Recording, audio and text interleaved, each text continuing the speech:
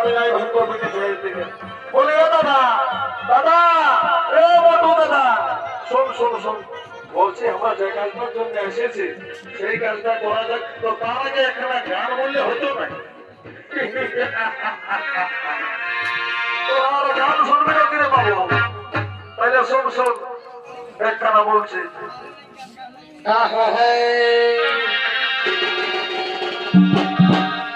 এই রঙের বোতল দেখলে আমার মাথা যে ঘুরায়